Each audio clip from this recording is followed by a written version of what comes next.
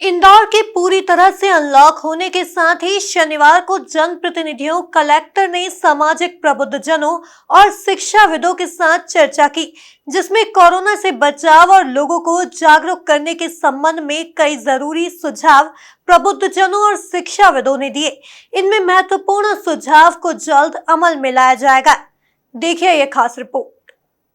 Corona संक्रमण की रफ्तार कम होने के साथ ही इंदौर को पूरी तरह से अनलॉक कर दिया गया है, मगर कोरोना संक्रमण से बचाव और लोगों को जागरूक करने के संबंध में शनिवार को रेसिडेंसी कोठी में सामाजिक प्रबुद्धजनों और शिक्षाविदों के साथ जनप्रतिनिधियों और कलेक्टर ने बैठक की, जिसमें कोरोना संक्रमण से सावधानी रखने और लोगों को जागरूक करने को लेकर कई आवश्यक सुझाव प्रबुद्धजनों और शिक्षाविदों ने दिए।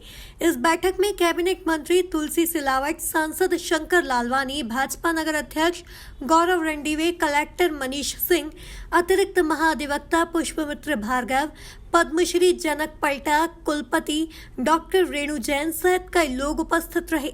कैबिनेट मंत्री तुलसी सिलावट ने शहर के अनलॉक होने पर जनता से सावधानी बरतने का अनुरोध किया, साथ ही लोगों से मास्क लगाने, 2 गज की दूरी रखने और वैक्सीन लगवाने की अपील की है। अनलॉक की स्थिति बनी है, सबसे बड़ी भागीदारी, साझेदारी इंदौर के बासिंदों की है और हमारे जितने भी पत्रकार बंधु हैं, चाहे प्रिंट मीडिया हो, इलेक्ट्रॉनिक मीडिया हो, इनको भी धन्यवाद देता हूँ। इन्होंने सकारात्मक हमें सहयोग दिया है।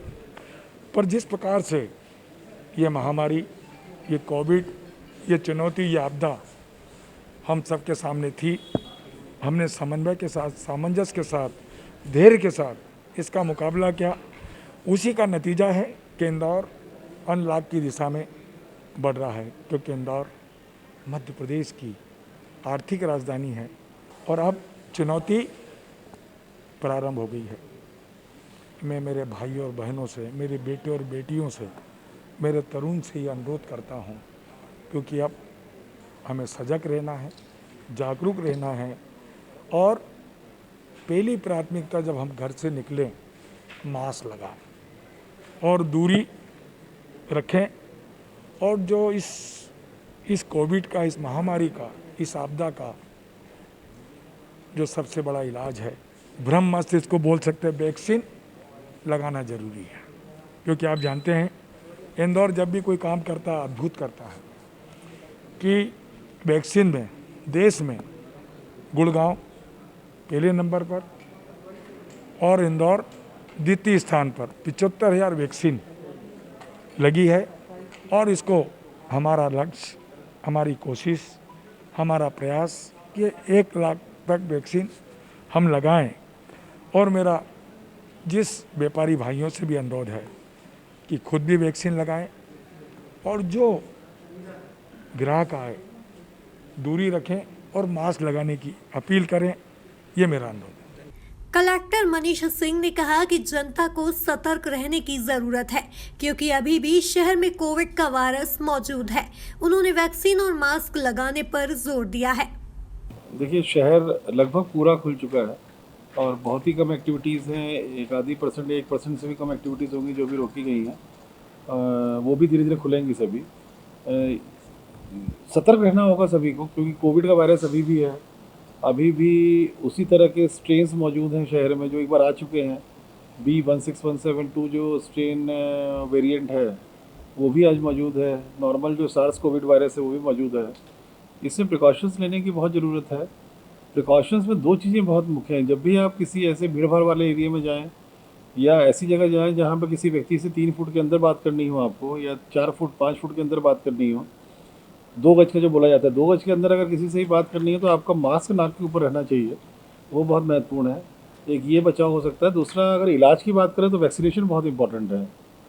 इस बार जितनी भी पिछले 1 साल में जितनी भी डेथ हुई है उसमें 90% 45 वर्ष से ऊपर की आयु के लोग हैं।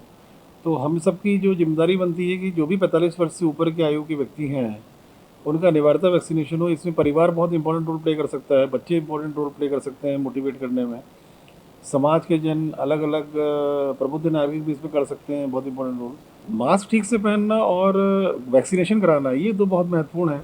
इसके लिए हम लोग जितना ही प्रयास कर सकते हैं सुविधाएं देने का आम जनता को, चाहे वो ड्राइविंग वैक्सीनेशन के माध्यम से हो या अलग अलग लोकेशन पे कैंप बनाए हैं हम लोगों ने, लोगों से, एसोसिएशन से, मंडी के कर्मचारियों से, रहवासी संस्थाओं से चर्चा की है हम लोगों ने।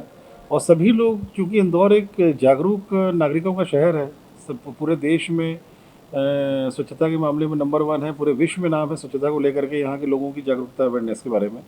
तो लोगों ने बहुत उत्साह से अपना वैक्सीनेशन कराया है और अब हमको ये टारगेट ये अचीव करना है कि 100% वैक्सीनेशन करा लें 18+ का।